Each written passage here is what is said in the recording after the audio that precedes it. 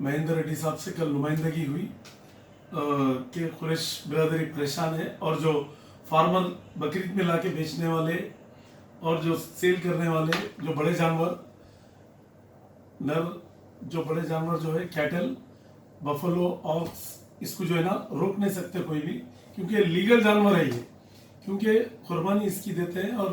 इसमें क्या है मदरसे वाले भी करते हैं काम और कुर्बानी का, और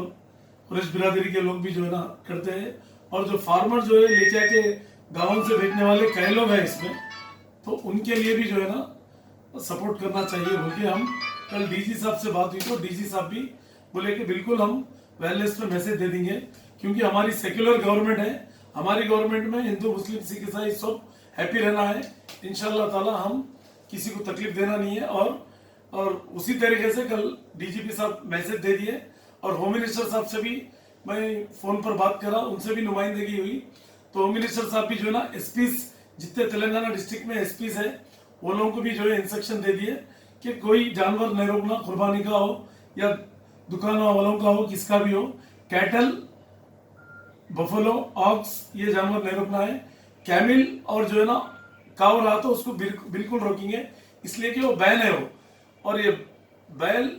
और जो है ना आपके भैंस इसको नहीं रोक सकते आप लोग, कैटल जानवर बड़े जानवर को नहीं रोकना है, और आप लोग आराम से खुशी से ईद मनाइए और कोई प्रॉब्लम नहीं है, आप परेशान होने की जरूरत नहीं है। कुरैश बिरादरी से भी मैं अपील कर रहा हूँ कि आप लोग आराम से जानवर लाइए, जानवर लाके अपना सोशल डिस्टेंस मेंटेन करिए, आराम से बिजनेस कर लीजिए, आप लोग आराम से कुर्बानी दीजिए। पूरे आलम के मुसलमानों से भी मेरी अपील है कि आप लोग सुकून से कुर्बानी करिए, कोई टेंशन लेने की जरूरत नहीं है, मगर सोशल डिस्टेंस मेंटेन करिए, गवर्नमेंट के नॉर्म्स को मेंटेन करिए,